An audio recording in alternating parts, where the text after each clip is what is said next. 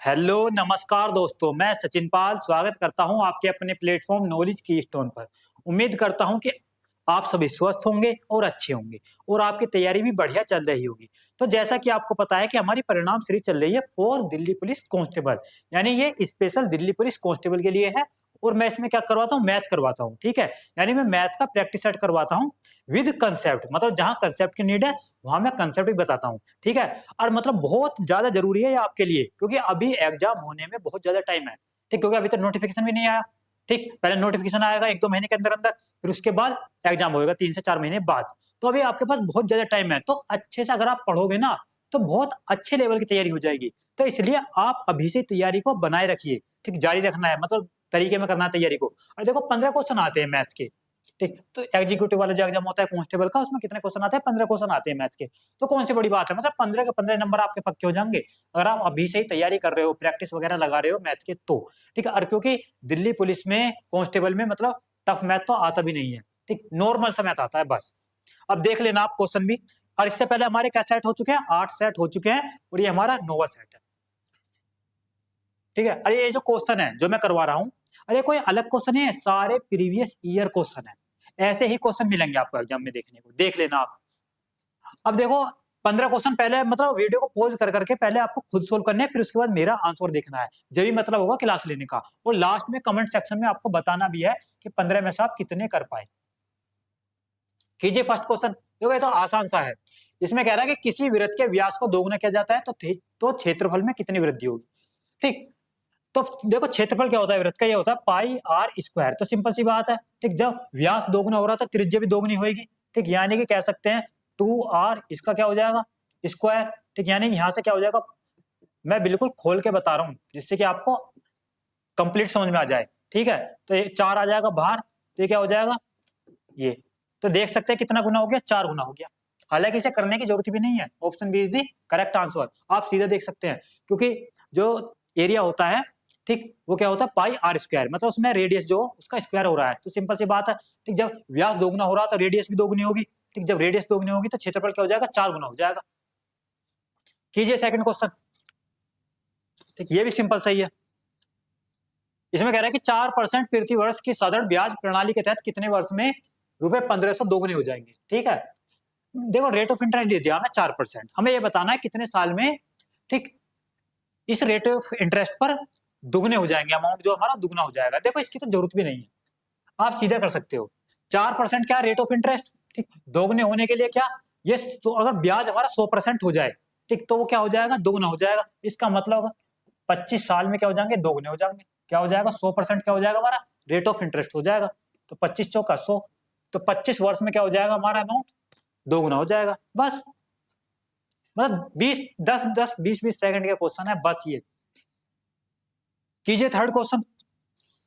देखो इसमें कह रहा है कि एक वस्तु को 10% और 30% के दो क्रमिक मूल्य वृद्धि के साथ 20% की छूट पर इतने रुपए में बेचा गया वस्तु का लागत मूल्य ज्ञात कीजिए। देखो मतलब लागत मूल्य निकालना हमें। लागत मूल्य चलो हमने मान लिया एक्स, पहले बोला है कि 10% की छूट दी उसने। ठीक, यानी कि 9/10 ये, सॉरी छूट नहीं है, वृद्धि हुई है। ठीक, 10% की वृद्धि का मतलब 11/10 ये। ठीक, फिर दूसरी भी 30% की वृद्धि है, यानी कि 13/10 ये। ठीक, फिर क्या 20% की दी है छूट, यानी कि 4/5। कितना हो गया हमारा मूल्य? 2288 ये। बस इसे सोल्व कर लो। देखो सीधा काटेंगे, पहले 11 से काट लो, तो 11 दूनी 22 और 11 अट्ठे 88। 13 से कट जाएगा, पहले देखो 4 से काटो, 4 पंजे 20 और 4 दूनी 8, 13 से कट जाएगा, 13 चौका 52। तो यहाँ क्या बचा? 4। 10 धाम 100 पंजे 500, 500 की जब 4 में होगी तो एक्स की वैल्यू क्या आ जाएगी? 2000 आ जाएगी। तो 2000 किस में दिया है? Option D. तो ऑप्शन डी क्या हमारा सही है। तो सिंपल से क्वेश्चन है, अरे ऐसे ही एग्जाम में आते हैं। मतलब कह सकते हो कि जैसे 15 क्वेश्चन आते हैं एग्जाम में। ठीक, 15 में से आप देखोगे कि 10 से 12 क्वेश्चन तो आपको ऐसे ही मिलेंगे इजी। ठीक, जिन्हें हर कोई कर ले जाएगा ज्यादातर, अगर जो भी तैयारी ढंग में कर रहा है तो। ठीक, और 3 से 4 क्वेश्चन मिलेंगे अच्छे लेवल के, बस ये होता है मतलब पैटर्न। कीजिए फोर्थ क्वेश्चन। देखो इसमें कह रहा है कि एक दुकानदार की दुकान में 4 महीने में लगातार 2000, 2500, 3250 और 4250 की बिक्री होती है। 5वें महीने में उसकी बिक्री कितनी होगी, कितनी होनी चाहिए ताकि कुल मिलाकर औसत इतना हो जाए। ठीक है, देखो पहले महीने में हुई है 2000 की बिक्री, ठीक, दूसरे महीने में हुई है 2500, तीसरे महीने में 3250, ठीक, चौथे महीने में 4250, 4250, पांचवें महीने में बतानी है, हमने मान ली चलो वो एक्स है, ठीक, तो औसत कितना हो जाता है 3500, ठीक, यानी कि कह सकते हैं हम मल्टीप्लाई 5 इनका योगफल, ठीक है, क्योंकि ये औसत है, इस बात का ध्यान रखना। बस इसे सोल्व कर लो, ठीक है। 2500 में अगर मैं 2000 जोड़ूंगा 4500, ठीक, 3250 और 4250 ये कितने हो जाएंगे हमारे 7500, यानी 7500 में अगर मैं जोड़ूंगा 4500, तो यहाँ 7 4 11 1 12, तो ये टोटल जो हम जोड़ के कितना आ जाएगा 12000 आ जाएगा, टोटल जोड़ के कितना आ जाएगा 12000, अब प्लस एक्स, ये कितना आएगा 5 के अगर मैं मल्टीप्लाई कर दूंगा तो 5 पंजे 25, 5 ते 15 2 17, ये कितना आ गया 17500, तो एक्स की वैल्यू यहाँ से क्या आ जाएगी 17500 में से 12000 घटाएंगे तो 5500 बचेंगे, बस, यानी 5500 कह सकते हैं। तो 5500 किस में दिया है ऑप्शन बी में, तो ऑप्शन बी क्या हमारा सही है। अब देखो मैं तो यहाँ सोल्व कर रहा हूँ, ठीक, मतलब आपको बता भी रहा हूँ साथ के साथ, एग्जाम में 20 सेकंड में हो जाएंगे क्वेश्चन, 20 सेकंड में बस,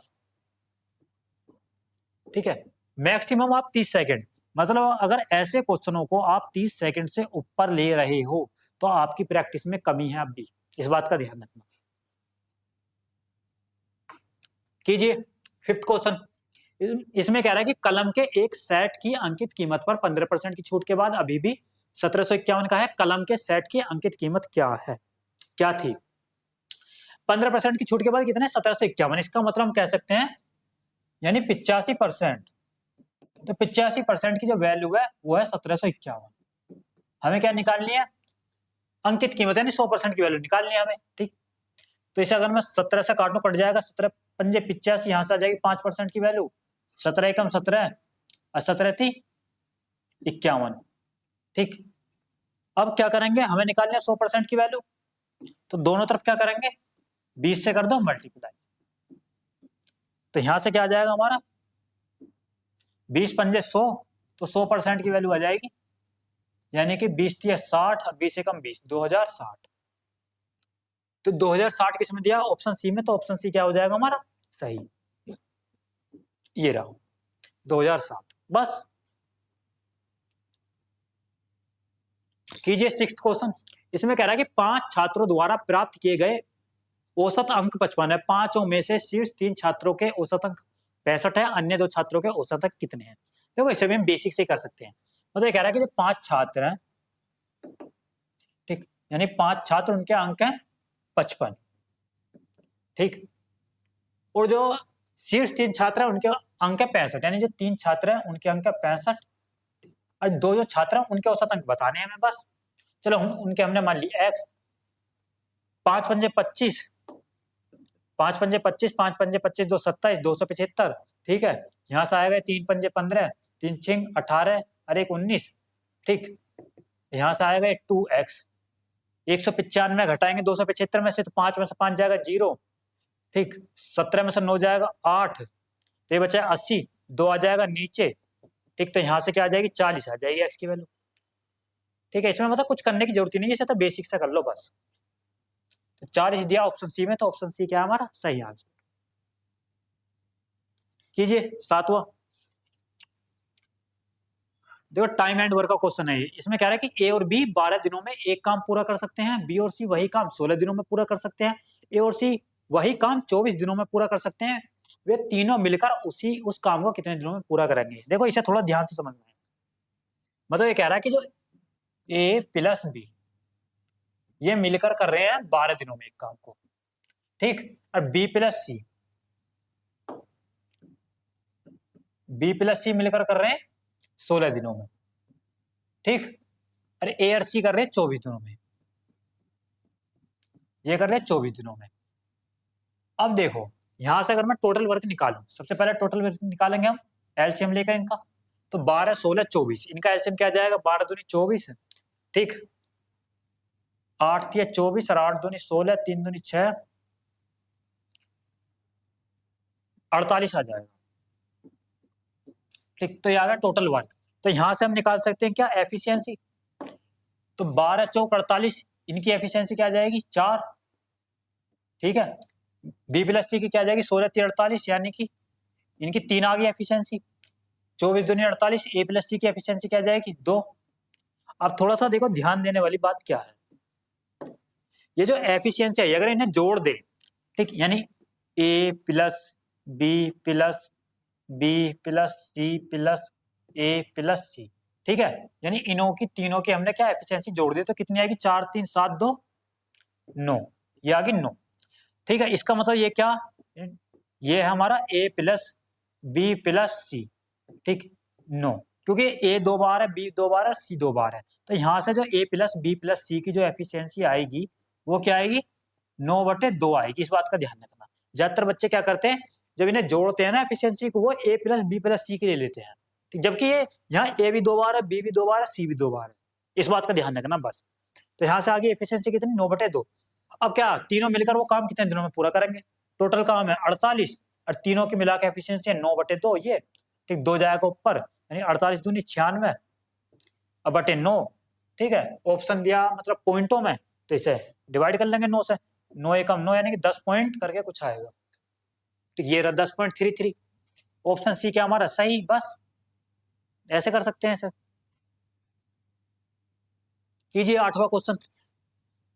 देखो ये तो रेशो एंड प्रोपोर्शन का क्वेश्चन है।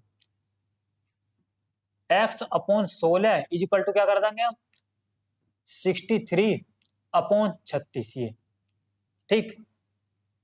9 से काट सकते हैं, यानी 9 7 63, 9 चौक 36, और 4 से अगर मैं इसे काटूं, 4 चौक 16, 4 जाएगा इधर, तो x की वैल्यू क्या आ जाएगी? 28। बस इसमें कौन सी करने वाली बात, ये रहा ऑप्शन सी, ठीक है। अरे ऐसे ही क्वेश्चन देखने को मिलेंगे, देख लेना आप एग्जाम में एक बार, या प्रीवियस ईयर क्वेश्चन उठा के देखो ना एक बार, आपको खुद पता पड़ जाएगा क्या लेवल रहता है दिल्ली पुलिस के मैथ का। कीजिए। देखो इसमें कह रहा है कि सुहास और नितिन ने 8:3 के अनुपात में एक व्यवसाय में कुछ पैसे का निवेश किया, लेकिन कुछ महीनों के बाद सुहास ने अपना पैसा वापस ले लिया, ठीक। यदि 12 महीनों के अंत में सुहास और नितिन द्वारा लाभ को 5:4 के अनुपात में साझा किया गया, तो नितिन ने अकेला कितने महीने के लिए निवेश किया? देखो बढ़िया क्वेश्चन है, एक बार खुद करके देखो इसे। देखो ये कह रहा है कि सुहास और नितिन ने, ठीक, सुहास और नितिन इन्होंने मिलकर पैसों का मतलब इन्वेस्टमेंट किया दोनों ने, कुछ महीने के बाद इन्वेस्टमेंट जो है इनों का वो है 8:3 का, सुहास और नितिन का। अब देखो क्या कह रहा है, कुछ महीनों के बाद सुहास ने अपना पैसा वापस ले लिया, ठीक है। सुहास ने अपना पैसा वापस ले लिया कुछ महीनों के बाद, मान सकते हैं, यानी x महीनों तक इसने इन्वेस्टमेंट किया था, यानी टाइमिंग की अगर मैं बात करूं, सुहास ने x महीनों के लिए इन्वेस्टमेंट किया, और जो नितिन है उसने तो 12 महीनों के लिए किया, क्योंकि 12 महीने बाद ही बताना हमें प्रॉफिट कितना हुआ, ठीक। तो इसने नितिन ने 12 महीने तक यानी पूरी साल तक लगाए रखे अपने पैसे।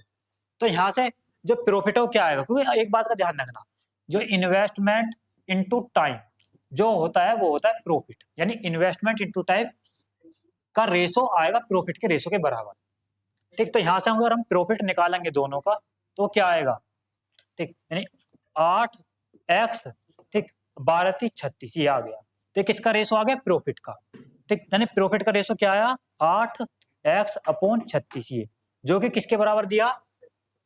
5:4, ये रहा प्रॉफिट का रेशो 5:4, ठीक। अब यहां से हम x की वैल्यू निकाल सकते हैं। देखो 4 से काटूंगा, 4 9 36, 9 जाएगा इधर, तो x की यानी 8x की वैल्यू क्या आएगी? 45 यहां से, ठीक, और x की वैल्यू क्या आ जाएगी? 45/8, ये क्या है? महीने। अब देखो थोड़ा ध्यान रखना, ज्यादातर बच्चे इसमें कंफ्यूज कहाँ होंगे, वो क्या करेंगे, ऑप्शन ए को टिक करेंगे और आगे बढ़ जाएंगे, जबकि थोड़ा ध्यानपूर्वक पढ़ना है। देखो इसमें क्या बोला था, नितिन ने अकेले कितने महीनों के लिए निवेश किया? अकेले, ठीक। मतलब ये जो हमारा एक्स की वैल्यू आई है ये आई है, मतलब सुहास ने कितने महीनों के लिए निवेश किया, सुहास ने इतने महीनों के लिए निवेश किया। ठीक, अगर मैं इसे 12 में से घटा दूंगा, ठीक, तो फिर नितिन ने तो अकेले क्या होएगा, सॉरी, सुहास और नितिन ने मिलकर इतने महीने के लिए, मतलब सुहास और नितिन ने जब मिलकर काम किया एक साथ इतने महीने तक किया, 45/8। अगर मैं इसे 12 में से घटा दूं तो नितिन ने अकेले मिलकर क्या होएगा इतने महीने के लिए, 45/8 ये। तो यहाँ से 12 अट्ठे 96, ठीक, यानी 96 माइनस 45 और अपॉन 8 ये। तो 96 में से 45 जाएगा नहीं, 6 में से 5 जाएगा 1, 9 में से 4 जाएगा 5, तो 51/8 आना चाहिए। तो जो कि दिया है ऑप्शन बी, यानी ऑप्शन बी क्या हमारा सही है। ये क्या हमारा मंथ निकल कर आया है यहाँ से, ठीक है, कीजिए।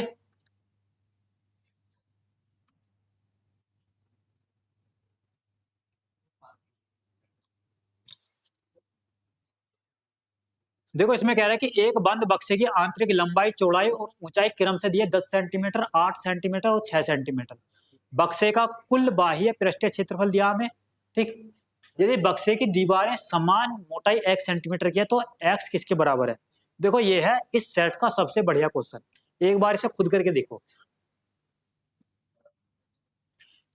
ठीक। अगर जिसने भी ये क्वेश्चन कर दिया ना, सच बता रहा हूं, उसका मैथ बहुत बढ़िया है, मतलब उसकी तैयारी बहुत अच्छे लेवल की है। करो एक बार इसे खुद। अब देखो थोड़ा ध्यानपूर्वक समझना है। एक बक्सा दिया है उसने, बक्सा जो होगा वो होगा हमारा क्यूबॉइड के शेप का, ठीक, यानी घनाभ के आकार का।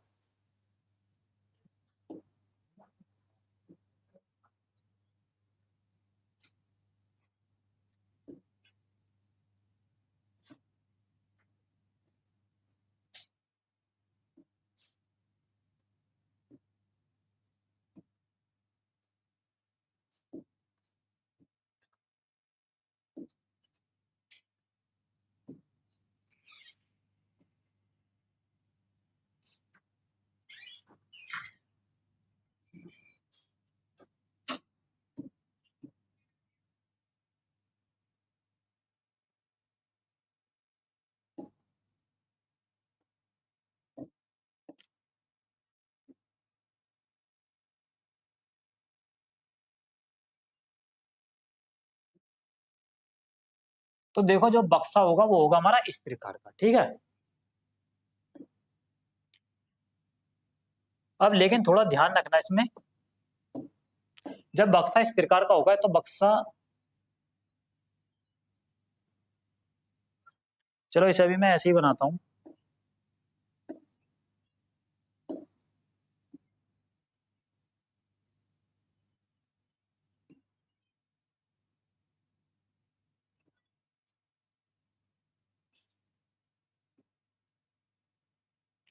तो इस प्रकार होगा हमारा बक्सा।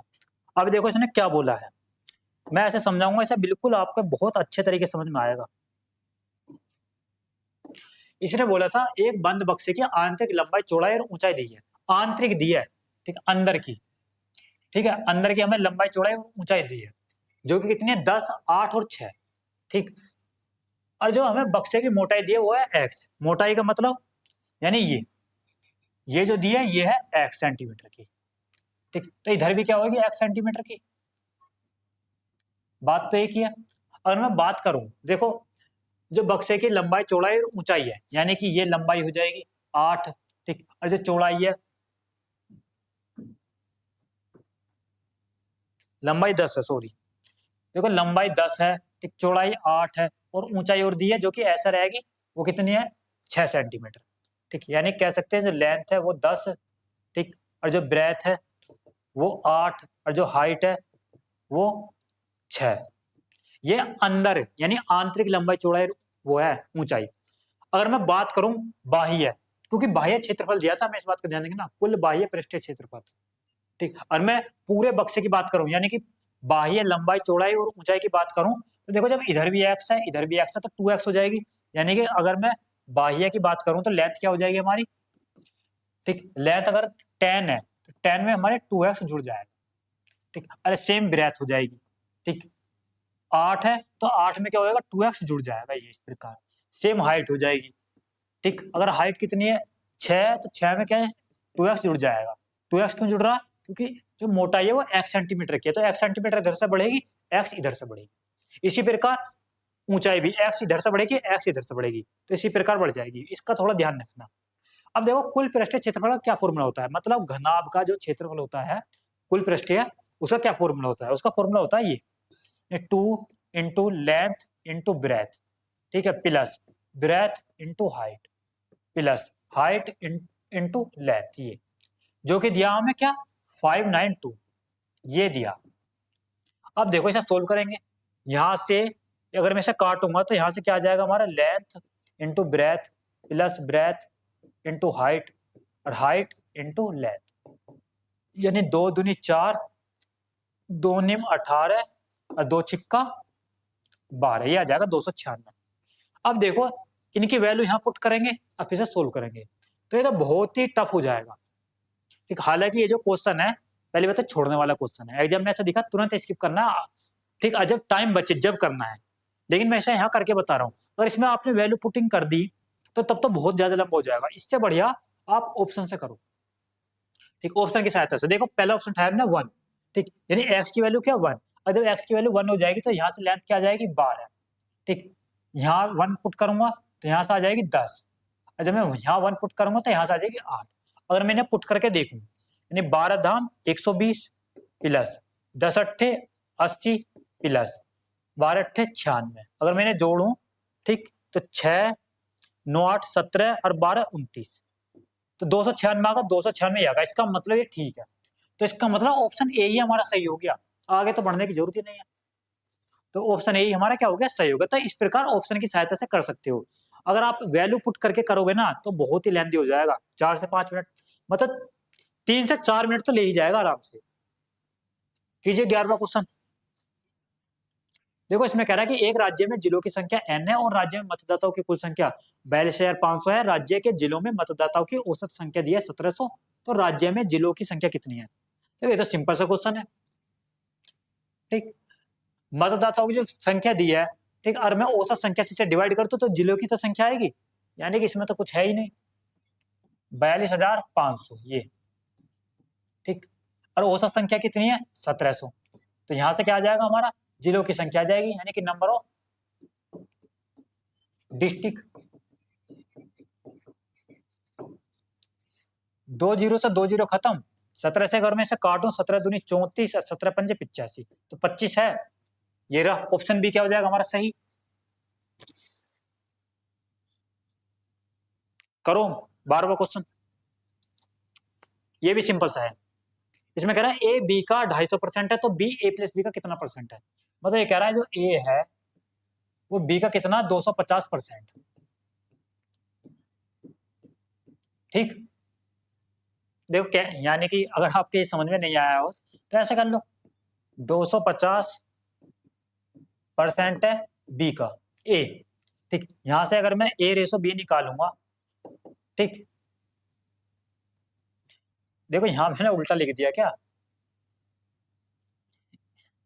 यानी ए बी का क्या 250%, यानी अगर बी 100 है तो ए कितना हो जाएगा 285, ठीक, थोड़ा ध्यान रखना कंफ्यूज मत हो जाना, यानी ए जो है कैसे भी कर लो, यानी बी का कितना है 250%, ठीक, यहां से अगर मैं ए रेसो बी निकालूंगा तो क्या आएगा 250% है, ठीक, ये यानी कि अगर मैं 1 जीरो से 1 जीरो काट रहा हूं तो 5 पंजे 25 और 2 पंजे 10, तो 5 रेसो 2 है ये। आप कैसे भी कर सकते हो, देखो आप चाहो तो ऐसे भी कर सकते हो। 250% क्या होता है, ठीक, यानी कि 250% है, और मैं परसेंटेज का साइन हटाऊंगा तो नीचे 100 आ जाएगा, और इन्हें काटूंगा तो यहाँ से क्या आ जाएगा 5 और 2 आ जाएगा, ठीक है, नीचे 5/2, ठीक, ये कह रहा है जो ए है, ठीक, ए जो है बी का कितना है 250%, मतलब ऐसे भी कह सकते हो अगर ए 5 है तो बी कितना हो जाएगा 2 हो जाएगा, तो वो आपकी मर्जी है। मतलब हालांकि ये चीजें मैंने परसेंटेज में सिखाई हैं आपको लिखना कि कैसे लिखते हैं हम, पर यहाँ भी मैं बता रहा हूँ जब भी, तो ए बी का कितना 250%, तो आप सिंपल से ऐसा कर सकते हो, अगर आपको नहीं पता बिल्कुल भी, बी को अगर मैं 100 मान लूँ तो ये कितना हो जाएगा उसका 250%, तो ये हो जाएगा 250, बस, यानी ये हो जाएगा, ये क्या हो जाएगा बी हो जाएगा, बस ऐसे कर सकते हैं। तो रेशो निकालना सिखा रहा हूँ मैं आपको, देख रहा हूँ कितनी बेसिक चीज बता रहा हूँ, तो यहाँ से क्या आ जाएगा 5:2। अब देखो क्या बोला, बी ए प्लस बी का कितना परसेंट है, बी कितना 2, ए प्लस बी में दोनों क्या जुड़ जाएंगे, यानी कि 5 और 2 7, इसका कितना प्रतिशत है ये, तो यहाँ से क्या आ जाएगा 200/7। 200/7 किसमें दिया है, ये रहा ऑप्शन ए। तो ऑप्शन ए क्या हमारा सही आंसर।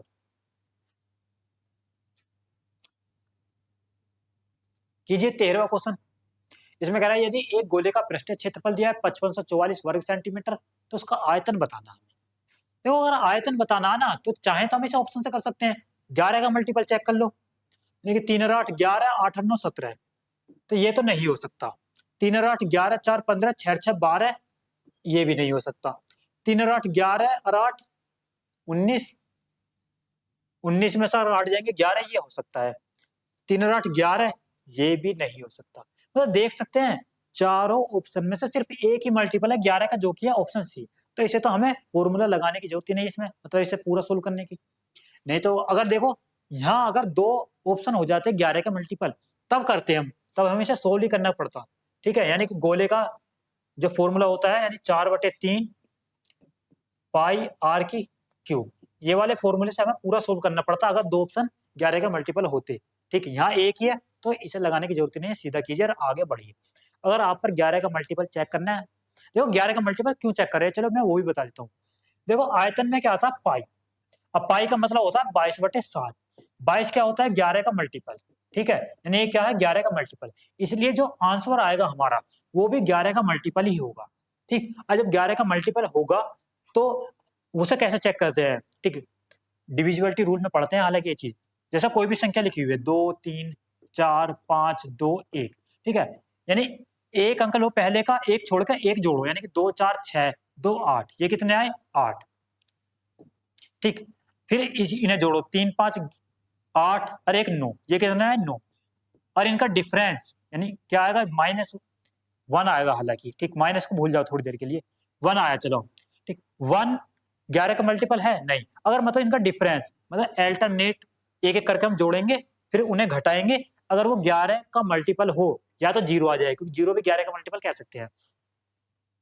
ठीक, 0 आ जाए या 11 का मल्टीपल आ जाए, इस प्रकार 11 22, ठीक है, 22 तो नहीं आएगा मेरे हिसाब से। ठीक, तो वो क्या हो जाएगा हमारा 11 का मल्टीपल हो जाएगा। कीजिए। इसमें कह रहा है कि राधा अपनी आय का x% बचाती है, यदि उसकी आय में 28% की वृद्धि होती है और व्यय में 20% की वृद्धि होती है तो उसकी बचत में 40% की वृद्धि होती है, तो x का मान क्या है। देखो बेहतरीन क्वेश्चन, ये भी अच्छा है, एक बार खुद करो इसे फिर मैं बताता हूँ इसका सबसे बढ़िया मेथड। देखो इसमें कह रहा, इसमें यानी राधा अपनी आय का x% बचाती है, यदि आय में, देखो आय हमने मान ली 100 राधा की, ठीक है, उसने बोला आय में 28% की होती है वृद्धि। ठीक, और जो इनकम होती है वो भी ध्यान रखना, वो क्या होती है सेविंग प्लस एक्सपेंडिचर। ठीक, मतलब आय जो होती है वो बचत और खर्चे को योगफल होती है। तो 100 हमने मान लिया उसकी आय, इनकम, ये है इनकम। ठीक, 28% की वृद्धि हुई, यानी 28 की आय में हुई है वृद्धि। अब देखो इसने क्या बोला, और व्यय में 20% की वृद्धि हुई। ठीक, हमें पता नहीं है व्यय कितना था उसका, और उसकी बचत में 40% की वृद्धि होती है, तो एक्स का मान बताओ। चलो छोड़ो जो भी है,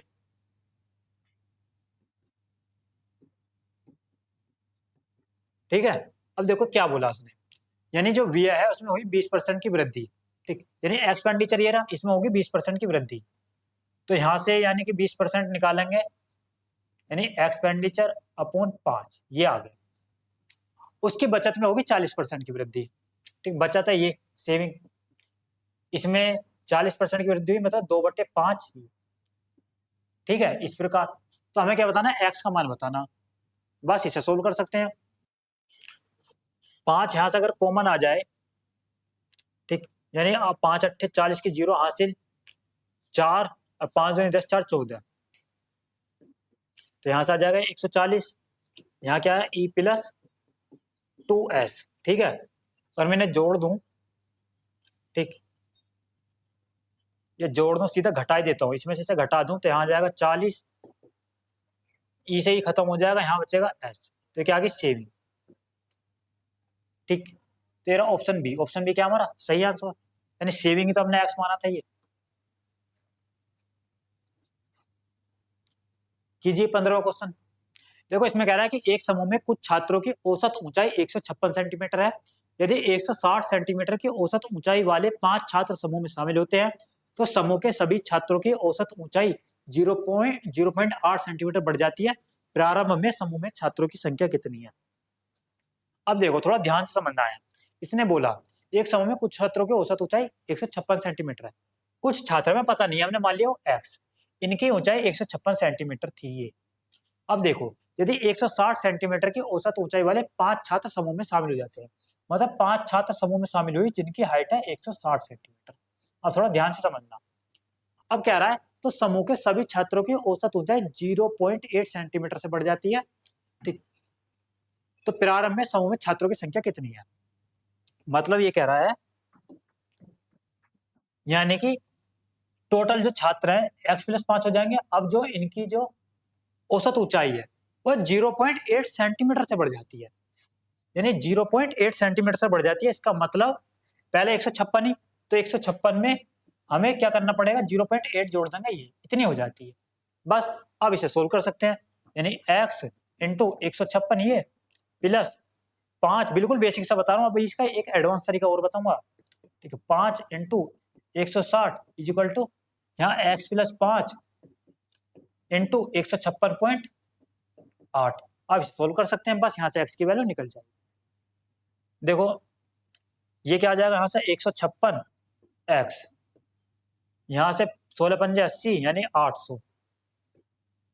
ठीक, यहाँ से क्या आएगा 156.8x। ठीक, 5 के अगर मल्टीप्लाई करूंगा 5 अट्ठे 40 की 0 हासिल 4, 5 छक 30, 4 34 को 4 का हासिल 3, 5 पंजे 25, 3 28 को 8 का हासिल 2, 5 एकम 5 2 7। अब देखो 156 जाएगा इधर, तो यहाँ क्या बचेगा खाली 0.8x, ये इधर आएगा तो 784। 80 में से जब 784 घटाएंगे, 784 आएगा ना, 5 अट्ठे 40, ठीक, 5 छक 30, 4 34, ठीक है। 784 घटाएंगे तो कितने बचेंगे 16 बचेगा। ठीक, तो 0.8 आएगा नीचे, यानी कि 16/0.8। यहां से क्या आ गया हमारी x की वैल्यू आ गई। इसे सोल्व कर लो। ठीक, इसे सोल्व कैसे करेंगे, एक 0 बढ़ जाएगी ऊपर, नीचे बचेगा खाली 8। ठीक, तो 8 दूनी 16, तो यहां से क्या आ जाएगी x की वैल्यू 20 आ जाएगी। क्या आ गई x की वैल्यू 20। 20 किस में दिया है, ऑप्शन ए में, तो ऑप्शन ए क्या हमारा सही आंसर। अब देखो इसका एक दूसरा तरीका और देखो, अगर आपके समझ में आ जाए तो आप इसे 10 से 20 सेकंड में कर सकते थे। वो कैसे,